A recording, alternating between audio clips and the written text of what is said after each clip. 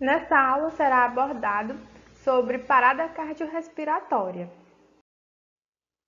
Esse termo também pode ser chamado como uma PCR, então vamos entender quais são as principais causas desse tipo de parada. As causas da parada cardiorrespiratória elas são várias e normalmente estão associadas a disritmias graves ou uma isquemia miocárdica e alterações súbitas da pressão arterial. E é importante ressaltar que a identificação precoce é muito importante. Por quê? Porque a imediata instalação das manobras de reanimação é o fator fundamental para que o paciente tenha alguma possibilidade terapêutica.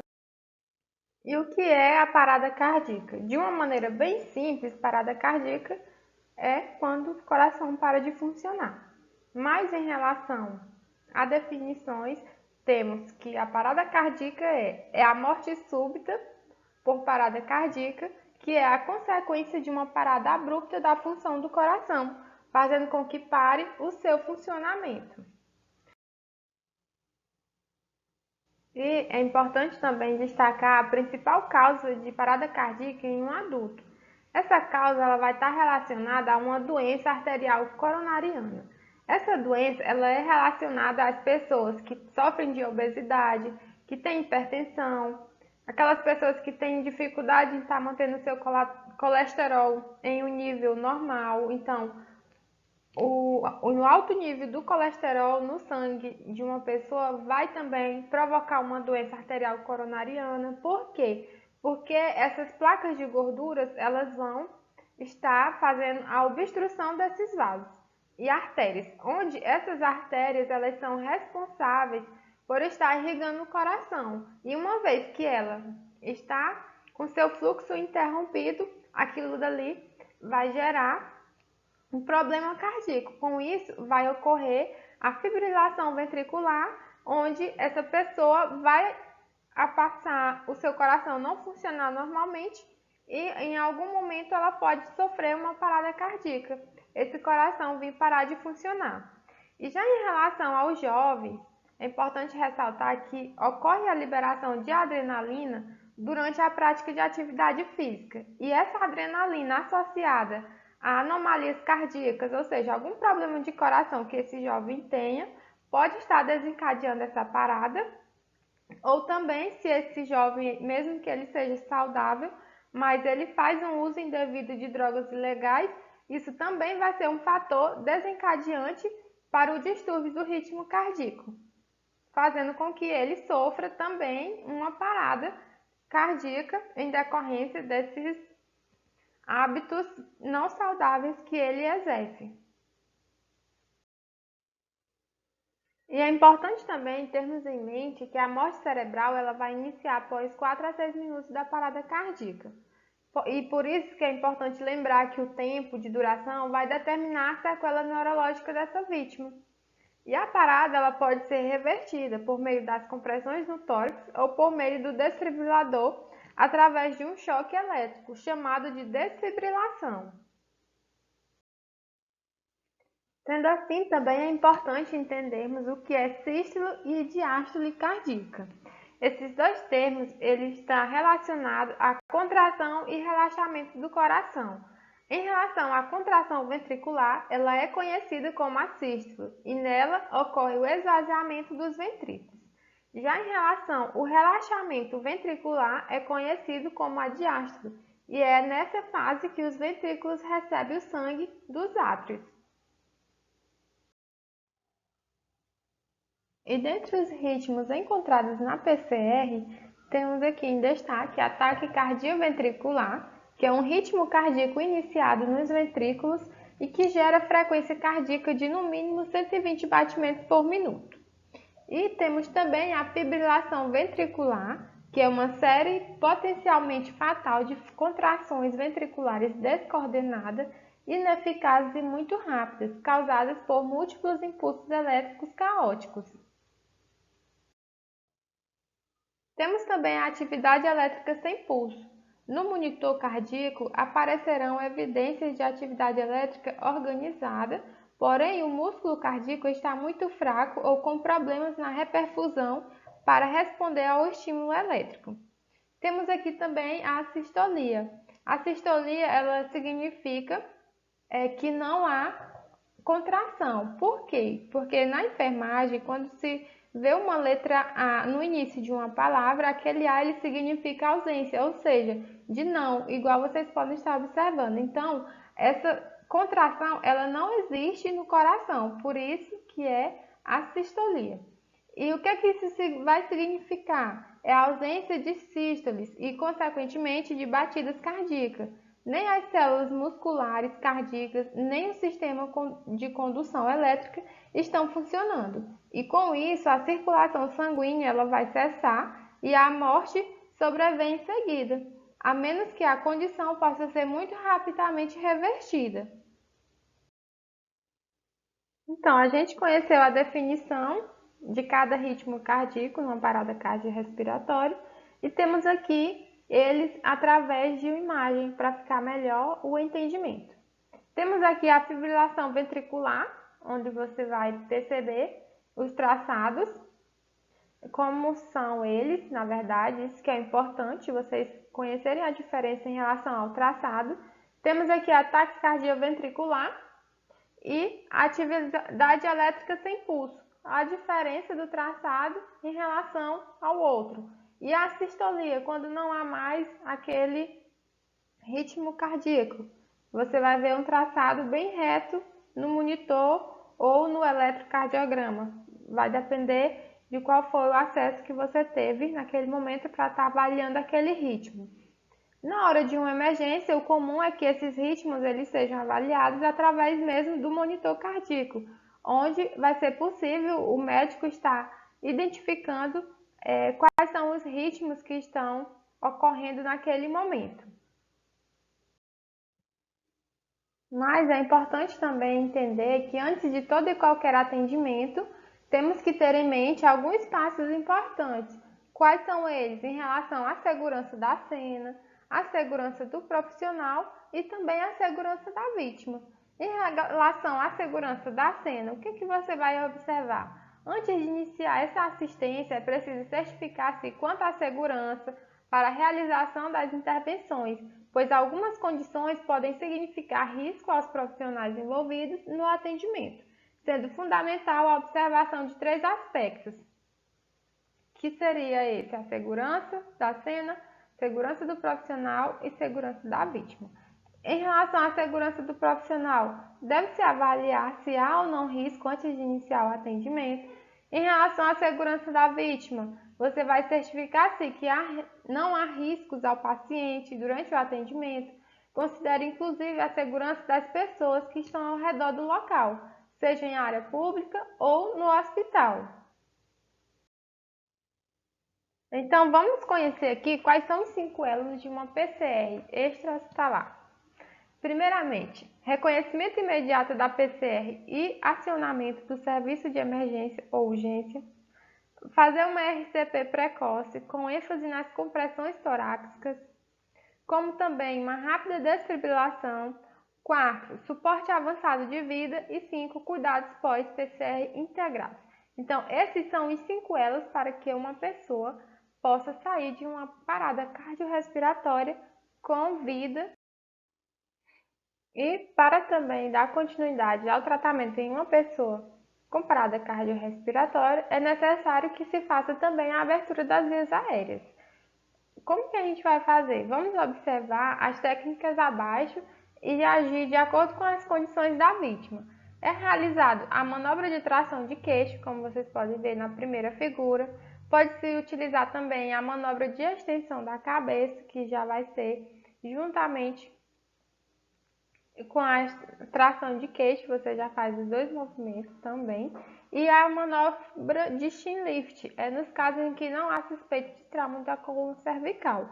Qual que é a diferença? A diferença é que essa cabeça, em relação à outra, na manobra de chin lift você vai apoiar no maxilar da vítima e tracionar a sua cabeça para trás, como vocês podem estar observando na imagem. Por quê? Esse posicionamento ele vai estar melhorando na ventilação desse paciente, caso seja preciso você estar realizando uma respiração boca a boca, como Hoje em dia sabe-se que se você não tiver o equipamento de proteção individual para fazer essa manobra, não é obrigatório fazer, mas temos um outro material que é utilizado para esses casos de ventilação, que é a ventilação bolsa, válvula, máscara, que é o mesmo AMBU. Você vai poder estar utilizando esse instrumento para estar realizando a ventilação nesse paciente. Temos aqui os locais de aferição de pulso. É importante conhecermos porque nem sempre vai ter um monitor cardíaco para poder nos mostrar os parâmetros do pulso daquele paciente e o ritmo onde ele está. Então, é necessário que seja feita essa aferição manualmente. Ela pode ser realizada no pulso carótide, como também no pulso cubital. Temos o humeral, o poplíteo, o axilar, o tibial posterior, o pédio, o radial e o femoral. Em todos eles pode ser feita essa aferição. Em relação ao ritmo, se ele vai estar lento ou acelerado, você vai ter que analisar de acordo com a frequência cardíaca daquele pulso. Se ele vai estar lento, acelerado, se vai estar com a impressão de 2 batimentos, se está uma frequência normal, se está uma frequência abaixo do normal, se aquele pulso ele está fino ou ele está bradicárdico, se a frequência está acima do normal ou se é um pulso fino e taquicárdico. Tudo isso você vai poder analisar por meio dessa aferição manual. Então, vamos fazer um resumo aqui da técnica da compressão, mesmo que de uma maneira teórica, mas observando as imagens vai dar para entender como está realizando essas técnicas. Primeiramente, você vai expor o peito do paciente, identificou o local adequado para fazer a massagem, posiciona as mãos cruzadas, como vocês podem estar observando na imagem, entrelaça o dedo de uma das mãos para ter maior apoio. Os braços devem ficar eretos, sempre retos. Na hora da massagem cardíaca, ele nunca deve dobrar para não ter esse relaxamento, pois os movimentos que você vai fazer são os mesmos movimentos que o coração faria, por isso que os movimentos eles devem ser rápidos e fortes, permitindo que simule como se fosse a contração mesmo do coração, que a sua massagem vai estimular o funcionamento normal desse coração para ele estar bombeando sangue novamente para o corpo dessa vítima.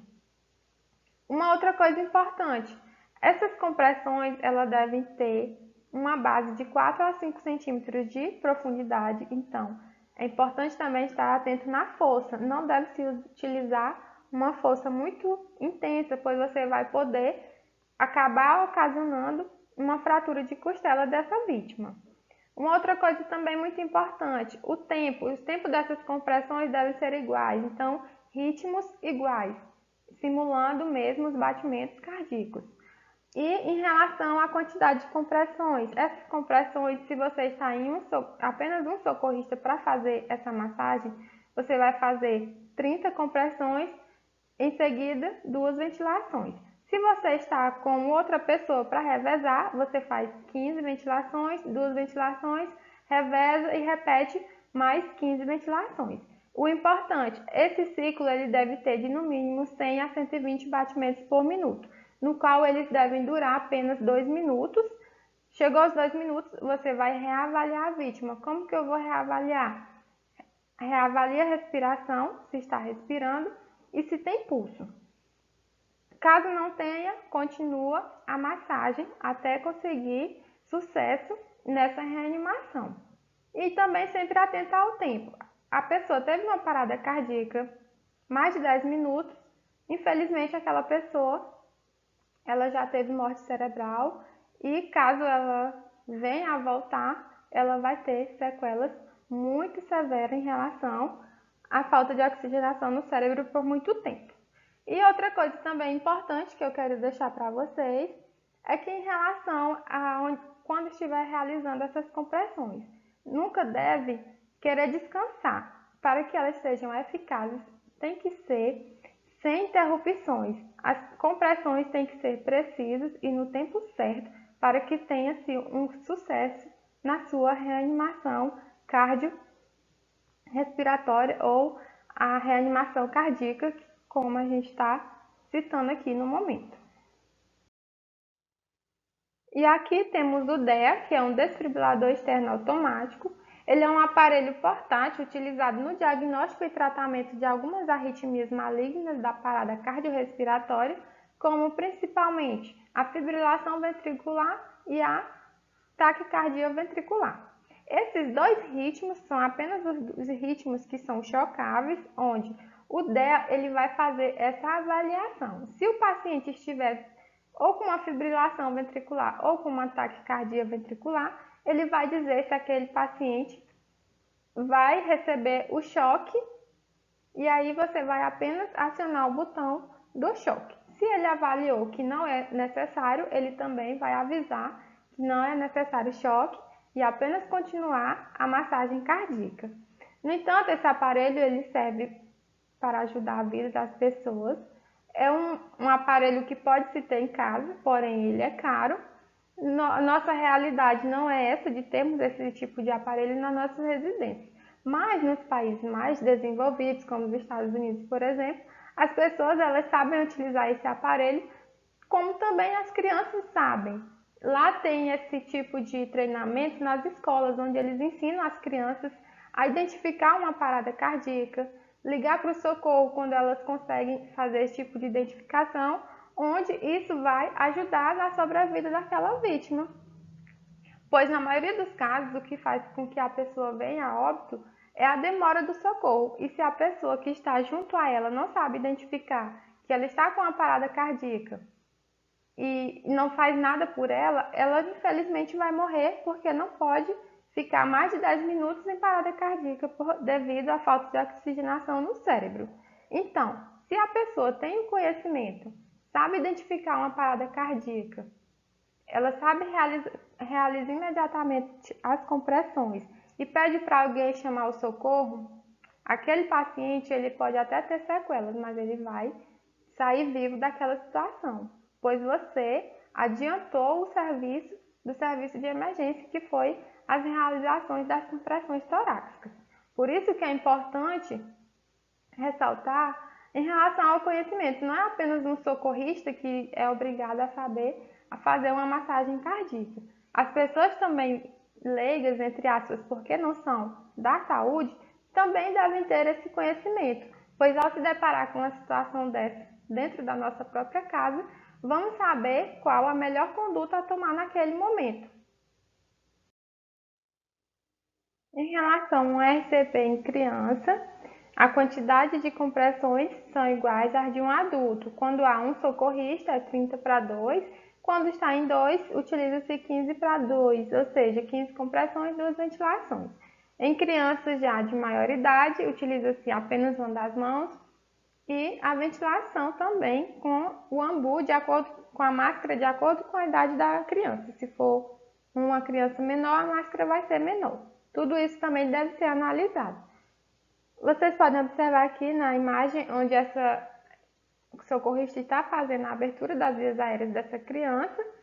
Mostra aqui também como que é realizada as compressões com apenas 2 dedos e pode ser utilizado também com os 2 polegares. Essa técnica dos 2 polegares ela é bastante utilizada quando tem outra pessoa para fazer a ventilação. Quando tem só uma, quando é só você, você vai ter que utilizar uma das mãos para fazer a massagem e a outra você vai fazer a ventilação.